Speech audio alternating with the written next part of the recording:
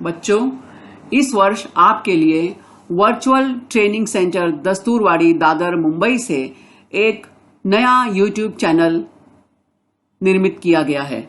इसका नाम है BMC VTC हिंदी चैनल और यह है इसका लोगो। महाराष्ट्र राज्य शैक्षणिक संशोधन व प्रशिक्षण परिषद विद्या परिषद द्वारा निर्धारित अभ्यासक्रम तथा महाराष्ट्र राज्य पाठ्यपुस्तक निर्मिति व अभ्यासक्रम संशोधन मंडल द्वारा निर्मित पाठ्यपुस्तकों पर आधारित कक्षा 1 से 10वीं तक पाठ निहाय शैक्षणिक वीडियो देखने के लिए BMC VTC हिंदी चैनल को लॉग इन एवं सब्सक्राइब करें।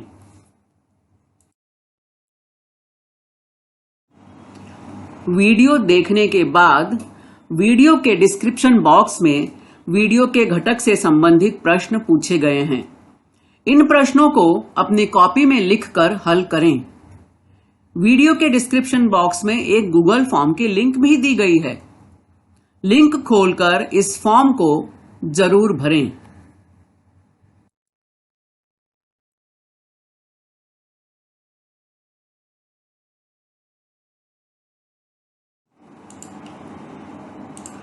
अभी जिस लिंक के बारे में मैंने बात की वह लिंक यहां दी गई है, तो डिस्क्रिप्शन बॉक्स में यह लिंक आपको मिलेगी।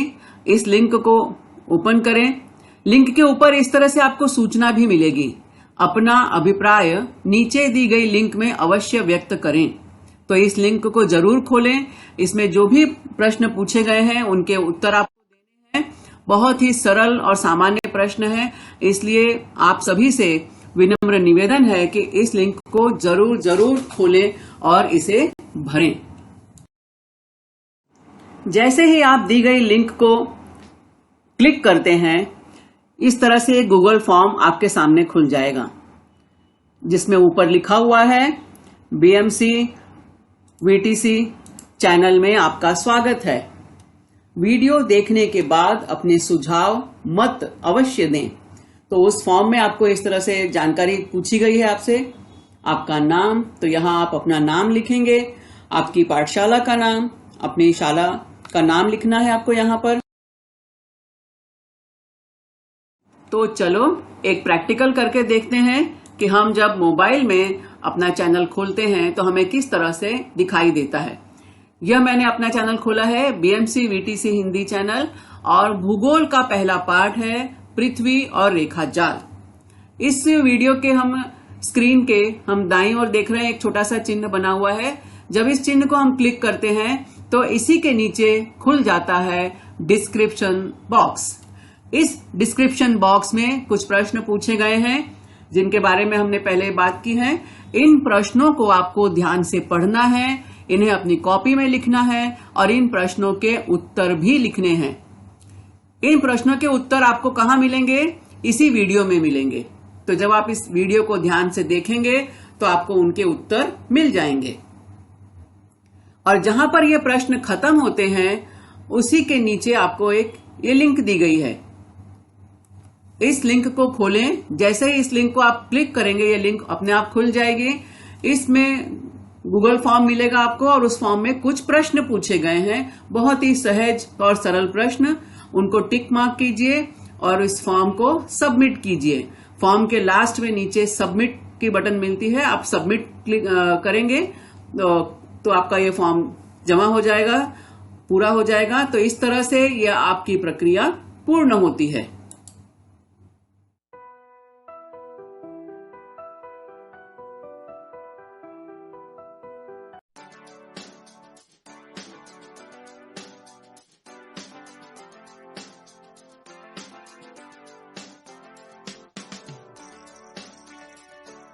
नमस्कार, प्रणाम, आदाब। वर्चुअल क्लास स्टूडियो में आप सभी का हार्दिक स्वागत। कोविड-19 के प्रादुर्भाव की वजह से आज सभी विद्यार्थियों के लिए शाला में प्रत्यक्ष शिक्षा लेना मुश्किल हो रहा है। इस मुश्किल घड़ी में बृहन मुंबई महानगर पालिका ने एक सराहनीय कदम उठाया है और YouTube चैनल की शुरुआत की है। अपने इस YouTube चैनल के अंतर्गत हम शिक्षक आपके समक्ष अपने अपने विषय से संबंधित वीडियो लेकर आते रहेंगे। तो आज मैं श्रीमती पूर्णिमा पांडे वर्चुअल क्लास से उपस्थित हूँ अपना एक विषय और अपना एक घटक लेकर। तो चलें अपने विषय की ओर। नवीन शैक्षणिक वर्ष में कक्षा 8वीं के इतिहास विषय के सत्र में मैं पूर्णिमा पांडे आप सभी को सादर आमंत्रित करती हूँ।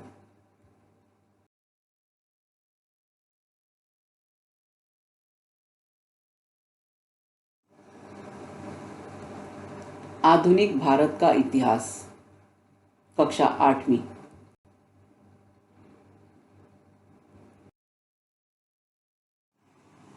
पाठ 1, इतिहास के साधन। यह है हमारी कक्षा 8वीं की पाठ्य पुस्तक और इसके मुख पृष्ठ पर आप देख रहे हैं कई सारे स्मारक बने हुए हैं। बहुत सारे चित्रों से आप परिचित हैं और बहुत कुछ चित्रों से आप अपरिचित हैं। तो इन सभी स्मारकों के बारे में हम जानकारी प्राप्त करेंगे अपने इस पाठ में। इतिहास के 4 प्रमुख घटक। इतिहास को जानने के लिए 4 प्रमुख आधारों की हमें आवश्यकता होती है: स्थान, काल, व्यक्ति और समाज। इन चारों के परिप्रेक्ष्य में ही हम किसी के इतिहास के बारे में बात कर सकते हैं, कुछ ऐतिहासिक घटनाओं की जानकारी ले। इतिहास विज्ञानाधिष्ठित विषय है, इसलिए इतिहास के साधनों का असाधारण महत्व है। इतिहास के विभिन्न साधनों को हम पहचानते हैं और आधुनिक समय के इतिहास के पुनर्लेखन के लिए उनका उपयोग करते हैं। आइए देखते हैं इतिहास के कुछ साधन: भौतिक साधन, लिखित साधन और मौखिक साधन। कक्षा 6ठी और कक्षा 7वीं में हमने क्रमशः प्राचीन भारत और मध्ययुगीन भारत के इतिहास को जानने के लिए कुछ साधनों का अध्ययन किया। इसके अलावा आधुनिक तकनीकी विज्ञान पर आधारित इतिहास के साधन भी होते हैं: दृश्य साधन, श्रव्य साधन और दृश्य श्रव्य साधन।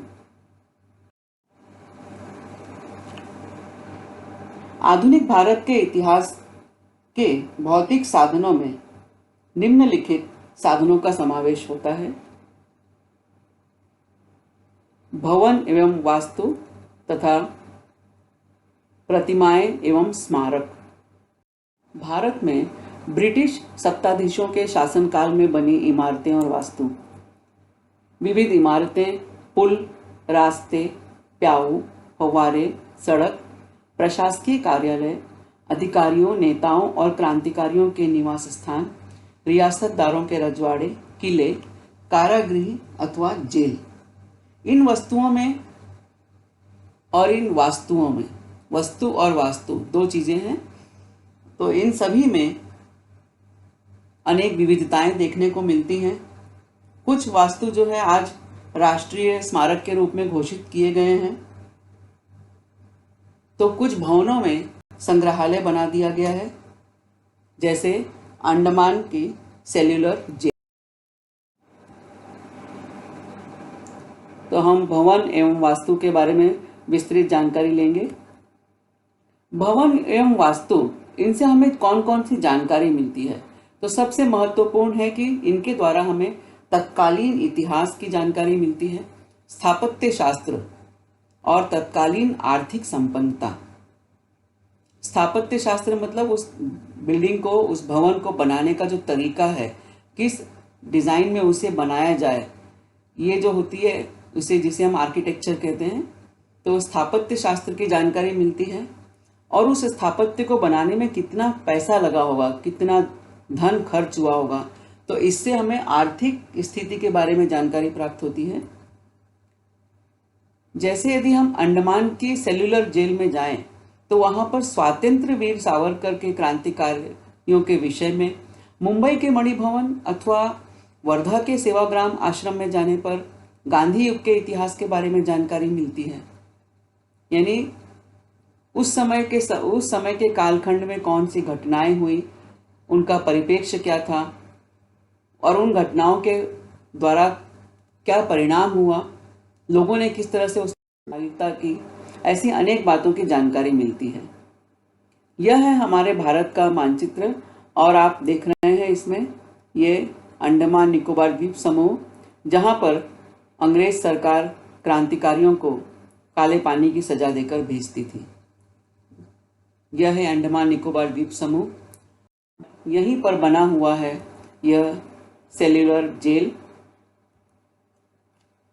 सेल्यूलर जेल का नाम आते ही सबसे प्रमुख जो चेहरा हमारी आंखों के सामने उभरता है वह है स्वातंत्र्य वीर विनायक दामोदर सावरकर का। और उनके जैसे ही अनेक बड़े क्रांतिकारी विचारक जिनसे अंग्रेज सरकार घबराती थी, उन्हें वहां पर कैद करके रखा गया था। और उसके अतिरिक्त भी वहां पे हजारों क्रांतिकारियों को वहां भेजा गया था मतलब सैर करने के लिए नहीं, उन्हें वहां कैद करके रखा गया था। और आज इस अंडमान की जो सेल्यूलर जेल है, इसे संग्रहालय के रूप में स्थापित कर दिया गया है, संग्रहालय में परिवर्तित कर दिया गया है। यदि हम यहाँ पर जाएं, यात्रा करें यहाँ इस जगह की, तो यहाँ पर बहुत सारे लिखित दस्तावेज भी हैं और जेल की दीवारें, जेल के कमरे, जेल का परिसर वह अपने आप में स्वयं एक दस्तावेज है। पुणे का प्रसिद्ध आगा खान, मुंबई का प्रसिद्ध मणि भवन, जहाँ पर महात्मा गांधी जी मुंबई की यात्रा करते थे तो यहाँ पर रुकते थे, यहीं पर अपना निवास करते थे। मुंबई के मणि भवन का वह कमरा जहाँ महात्मा गांधी जी अपनी बैठक किया करते थे, आने जाने वाले लोगों से मिला करते थे, चरखा काटते थे। तो इस तरह से हम स्थानों की यात्रा करते हैं, सैर करते हैं तो कई जानकारियों से अवगत होते हैं। उसी तरह से यह है कलकत्ता, वर्तमान में कोलकाता स्थित नेताजी भवन, जहां से सुभाष चंद्र बोस वेश बदलकर फरार हुए थे। इस घर में भी अब नेताजी रिसर्च ब्यूरो स्थापित कर दिया गया है। कितनी सुंदर इमारत, और निश्चित इसे आप सब पहचानते होंगे। यह है मुंबई का छत्रपति शिवाजी महाराज टर्मिनस, जिसे पहले बोरीबंदर और बाद में विक्टोरिया टर्मिनस के नाम से जाना जाता था। वर्तमान में इसका नाम है छत्रपति शिवाजी महाराज टर्मिनस। कितनी सुंदर इमारत है। इस इमारत की वास्तु देखते ही बनती है, इतनी सुंदर कि देखने पर ही मन नहीं भरता। तो इसका स्थापत्य क्या है, इसको बनाने में कितना पैसा खर्च हुआ होगा, इसको बनाने में जो इंजीनियरिंग की जो एक कला है वो इसमें देखने पे ही मालूम पड़ती है कि इसमें कितनी सारी तकनीकों का इस्तेमाल किया गया होगा। उसी तरह से यह है हमारी बृहन मुंबई महानगर पालिका का मुख्यालय।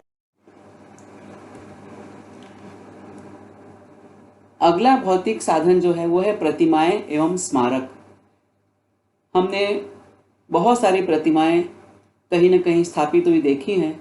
जब हम किसी प्रतिमा को देखते हैं तो प्रतिमा के नीचे जो स्टैंड या पट्टी रहती है, उस पर उस व्यक्ति का पूरा नाम, उसके जन्म और मृत्यु का उल्लेख, जीवन पट के विषय में जानकारी, व्यक्ति के कार्यों का संक्षेप में इस सब कुछ दिया रहता है। यहाँ पर हम देख रहे हैं लोकमान्य बाल गंगाधर तिलक, इनकी एक प्रतिमा, और उसके नीचे जो पट्टी नीचे आपको दिखाई दे रही होगी काले रंग की, उस पर उनसे संबंधित विस्तृत जानकारी। चंद्रशेखर आजाद महान क्रांतिकारी, उनकी मूर्ति, उनकी प्रतिमा और उसके नीचे एक शिलापट्ट और उस पर उनसे संबंधित जानकारी अंकित की गई है। महात्मा ज्योतिराव फुले, लोकमान्य तिलक, डॉक्टर बाबा साहेब आम्बेडकर की प्रतिमाओं की तरह विभिन्न घटनाओं की स्मृति में निर्माण किए गए स्मारक भी संबंधित घटनाओं का कालखंड, उन घटनाओं से जुड़े व्यक्ति आदि की जानकारी देते हैं। जलियांवाला बाग, और यह जलियांवाला बाग में बना हुआ स्मारक उन हजारों निहत थे शहीदों की याद में बना हुआ। जलियांवाला बाग एक ऐसी घटना है जिसे भारत के इतिहास में कभी भुलाया नहीं जा सकता। बहुत ही दुखद और मार्मिक घटना। तो इस घटना की याद में यहाँ स्मारक बना हुआ है। उसी तरह से यह मुंबई का गेटवे ऑफ इंडिया, इसके बाद हम देखते हैं लिखित साधन। पत्राचार, विदेशी व्यक्तियों का लेखन, समाचार पत्र, चरित्र, पत्रिकाएं, फैक्ट्री रिकॉर्ड्स, आत्मचरित्र और अन्य पुस्तकें, यह सभी लिखित साधनों के अंतर्गत आती हैं। और विभिन्न प्रकार के समाचार पत्र, यंग इंडिया, बहिष्कृत भारत, मराठा, केसरी, हिंदुस्तान, द हिंदुस्तान टाइम्स, यह सारे समाचार पत्र जब ये आज भी इनकी प्रतियां उपलब्ध हैं। यदि इन पत्रों को हम पढ़ते हैं तो उस समय के समाज में, उस समय के कालखंड में कौन सी घटनाएं हो रही थी, किस तरह से लोग अंग्रेजों के विरोध में अपने विचार रख रहे थे, जन जागरण हो रहा था, ऐसी बहुत सारी बातें हमें जानने को मिलती। इसके अलावा महान व्यक्तियों के पत्र, महात्मा गांधी जी के पत्र हैं ये, उन्होंने ये पत्र लिखे हैं, तो उसमें वो अपने विचार को अभिव्यक्त करते हैं, जिसको संबोधित कर रहे हैं उससे कुछ संवाद करते हैं। तो वह सारी चीजें आज हमारे लिए एक ऐतिहासिक दस्तावेज का काम करती हैं। विष्णु शास्त्री चिपलूणकर जी द्वारा लिखित यह निबंधमाला, डॉक्टर बाबा साहेब आम्बेडकर द्वारा निकाला गया पत्र बहिष्कृत भारत और लोकहितवादी गोपाल हरि देशमुख जी द्वारा चलाया गया पत्र प्रभाकर। तो इन सारे यदि हम लिखित सामग्री को हम पढ़ें तो जन जागरण के बारे में, उस समय के समाज में जो जन संघर्ष चल रहा था उसके बारे में जानकारी मिलती है। विभिन्न अन्य सामाजिक और सांस्कृतिक विषयों के बारे में हमें सूचना मिलती है। मानचित्र और प्रारूप, मानचित्र को भी इतिहास का एक महत्वपूर्ण साधन माना जाता है। मानचित्र के आधार पर हम शहरों अथवा किसी स्थान के बदलते स्वरूप का अध्ययन कर सकते हैं। उदाहरण के लिए मुंबई पोर्ट ट्रस्ट विभाग के पास मुंबई बंदरगाह के मौलिक प्रारूप हैं। इन बंदरगाह को विकसित करते समय वास्तु विशारद और अभियंताओं द्वारा बनाए गए ढांचे और प्रारूप भी हैं। इन ढांचों प्रारूपों के आधार पर हमें मुंबई महानगर के विकास की जानकारी मिल सकती है। अंग्रेजों के शासनकाल में सर्वे ऑफ इंडिया नामक स्वतंत्र विभाग की स्थापना की गई थी, जहां पर वैज्ञानिक पद्धति से सर्वेक्षण करके मानचित्र बनाए गए हैं और रखे गए हैं। तो इनको यदि हम देखें तो हमें महानगर के विकास का एक हमें क्रमिक अंदाज मिलता है। यहाँ पर हम दो मानचित्र देख रहे हैं। एक मानचित्र में आप देख रहे हो कि कुछ छोटे छोटे टुकड़े आपको अलग अलग दिखाई दे रहे हैं। ये तत्कालीन बॉम्बे, जिसे आज हम मुंबई कहते हैं, उस समय इसे बॉम्बे कहा जाता था। और यह बॉम्बे जो था ये 7 छोटे छोटे द्वीपों का समूह था। और अब हम वर्तमान में देख रहे हैं,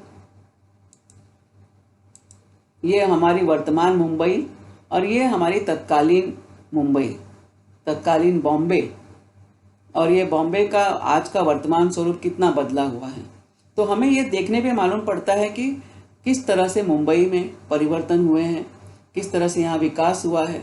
तो किसी भी जगह के विकास को जानने के लिए, परिवर्तन को जानने के लिए हम मानचित्रों के द्वारा गहराई से उस बारे में जानकारी प्राप्त कर सकते हैं। अब इसके बाद है मौखिक साधन, इतिहास को जानने के मौखिक साधन, आधुनिक भारत के इतिहास को जानने के मौखिक साधन, लोकगीत, पोवाड़े, प्रसंग वर्णन, लोक कथा, साक्षात्कार, मेले, जलसे, स्फूर्ति गीत, कहावतें। पोवाड़े, कड़खा या शौर्यगान। पोवाड़ों के माध्यम से किसी घटना अथवा व्यक्तियों के कार्यों की जानकारी प्राप्त होती है और यह पोवाड़े जनता में चेतना और प्रेरणा निर्माण करने के लिए गाए जाते थे। इन पोवाड़ों में अंग्रेजों के शासनकाल में 1857 ईस्वी का स्वतंत्रता युद्ध और विभिन्न क्रांतिकारियों के शौर्य प्रदर्शन पर आधारित रचनाएं सुनने को मिलती हैं। उसी तरह से सत्यशोधक समाज द्वारा किया गया शोषित वर्ग का जागरण भी सुनने को मिलता है। संयुक्त महाराष्ट्र के संघर्ष की जानकारी भी इन पोवाड़ों के माध्यम से मिलती है। अब यहाँ पर एक चित्र आप देख रहे हैं। दीवार पे कोई चित्र दिखाई दे रहा है, रोशनी पड़ रही है और कुछ लोग बैठकर उस चित्र को देख रहे हैं। बिल्कुल आप सही अंदाज लगा रहे हैं, यह है फिल्म का प्रारंभिक स्वरूप। आधुनिक तकनीकी विज्ञान पर आधारित जो हमारे इतिहास के साधन हैं, उसमें से मुख्य रूप में हम देखते हैं दृश्य साधन, जिसमें हमें चीज़ें दिखाई देती हैं, हम उसको देखकर कुछ समझ सकते हैं। और दूसरा है श्रव्य साधन, जिनके द्वारा हम सुनकर कुछ जानकारी प्राप्त करते हैं। और तीसरा है दृश्य श्रव्य माध्यम, जिसमें देखना और सुनना एक साथ होता है। फिल्म, ध्वनि मुद्रित और छायाचित्र, ये जो है तकनीकी विज्ञान के विकास के फलस्वरूप विकसित हुए हैं और इनका उपयोग इतिहास के साधन के रूप में किया जा सकता है। छायाचित्र या फोटो, कैमरे के द्वारा हम फोटोग्राफी करते हैं और जो चित्र हम खींचते हैं वह हूबहू होता है। यदि हम पेंटिंग करते हैं, ड्राइंग करते हैं, तो उसमें कुछ हमारी कल्पना का समावेश हो सकता है, लेकिन हम जब कैमरे से फोटोग्राफी करते हैं तो जो जैसा है यथावत ही हमें देखने को मिलता है। तो छायाचित्र जो है बहुत ही महत्वपूर्ण ऐतिहासिक दस्तावेज का काम करते हैं। इन चित्रों में हम देख रहे हैं तत्कालीन चर्चगेट स्टेशन, क्रॉफर्ड मार्केट और तत्कालीन एक बहुत बड़ा रेस्टोरेंट।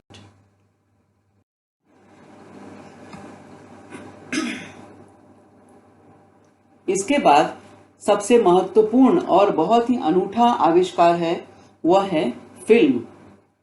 फिल्म एक ऐसा माध्यम है जिसमें श्रवण और दर्शन दोनों एक साथ होता है। हम किसी चीज को, किसी घटना को, संवाद को हम सुन सकते हैं और उसी समय देख सकते हैं। यानी देखने और सुनने की प्रक्रिया एक साथ, लाइव शूटिंग होती है। तो भारत में सबसे पहले फिल्म बनाने का काम किया था सम्माननीय दादा साहेब फाल्के जी ने। उन्होंने भारतीय फिल्म इंडस्ट्री की नींव रखी थी सन 1913 में। और दांडी यात्रा, नमक आंदोलन, भारत छोड़ो आंदोलन जैसी ऐतिहासिक घटनाओं की फिल्में भी आज उपलब्ध हैं। फोटोग्राफी, ध्वनि मुद्रण, फिल्म आदि कलाओं का विकास आधुनिक तकनीकी के फलस्वरूप हुआ और इनके द्वारा निर्मित छायाचित्रों, ध्वनि मुद्रितों और फिल्मों का उपयोग इतिहास के साधन के रूप में किया जा सकता है। उसी तरह है ये रिकॉर्डिंग, जिन्हें हम कहते हैं ध्वनि मुद्रण या रिकॉर्ड करना। तत्कालीन समय में इस तरह के रिकॉर्ड्स पाए जाते थे। आपने बहुत सारी फिल्मों में इन सब को देखा होगा। वर्तमान में तो इसका उपयोग नहीं होता है, न ही कहीं देखने को मिलते हैं। हाँ, संग्रहालयों में यदि हम जाएं या कोई एंटिक पीस की दुकान हो तो वहाँ ये सब चीज़ें देखने को मिल जाती हैं। तो ये इनका भी महत्वपूर्ण साधन के रूप में उपयोग किया जा सकता है। आज भी हमारे पास रविन्द्रनाथ ठाकुर द्वारा गाए हुए जन गण मन गीत, जो हमारा राष्ट्रगीत है, और सुभाष चंद्र बोस जी के दिए हुए भाषणों का रिकॉर्ड उपलब्ध है। तो उनकी मौलिक आवाज़ को हम सुन सकते हैं और उन्होंने अपने भाषण में जो विचार अभिव्यक्त किए हैं उसे हम सीधे सीधे सुन सकते हैं। तो इस तरह स्वतंत्रता युद्ध के दरमियान कई ऐतिहासिक घटनाएं हुई हैं। उनके फिल्में, उनके रिकॉर्ड्स को हम ज्यों का त्यों देख सकते हैं, ज्यों का त्यों सुन सकते हैं। चाहे वो दांडी यात्रा हो, चाहे वो नमक आंदोलन हो या अन्य कुछ घटना। वर्तमान समय के भौतिक साधन पर्याप्त मात्रा में अच्छी स्थिति में हैं। अभिलेखागार में संरक्षित कर रखे हुए अनगिनत लिखित साधन भी उपलब्ध हैं। अभिलेखागार या आर्काइव्स, जहां पर दस्तावेजों को सुरक्षित रखा जाता है। ये मुंबई राष्ट्रीय अभिलेखागार, नेशनल आर्काइव्स ऑफ इंडिया, और इस आर्काइव में आप भी जा सकते हैं, इसको देख सकते हैं। वहाँ पर जो संग्रहण किया गया हुआ है, जो दस्तावेज उपलब्ध हैं, उनका हम अध्ययन कर सकते हैं। तो इस तरह से किसी भी घटना के बारे में जानना हो, किसी भी तत्कालीन गतिविधि के बारे में जानना हो, तो इन ऐतिहासिक साधनों के माध्यम से हम उस समय के कालखंड की सैर कर सकते। यह है मुंबई का डॉक्टर भाऊ दाजी लाड संग्रहालय। यहाँ पर भी बहुत सारी चीज़ों को संग्रह करके रखा गया है जिनसे हमें उस समय के बारे में जानकारी मिलती। आपने यह वीडियो ध्यान से देखा, सुना और समझा। मुझे पूरा विश्वास है कि आपको इस वीडियो का घटक जो है वह निश्चित समझ में आया होगा। इस घटक को अधिकाधिक गहराई से समझने के लिए इस वीडियो को बारंबार देखें, अपने दोस्तों के साथ भी शेयर करें। आपके सुझाव, आपकी प्रतिक्रिया कमेंट बॉक्स में अपेक्षित है। अब मैं आपसे मिलूंगी एक नए वीडियो में, एक नया विषय लेकर, एक नया घटक लेकर। तब तक के लिए धन्यवाद।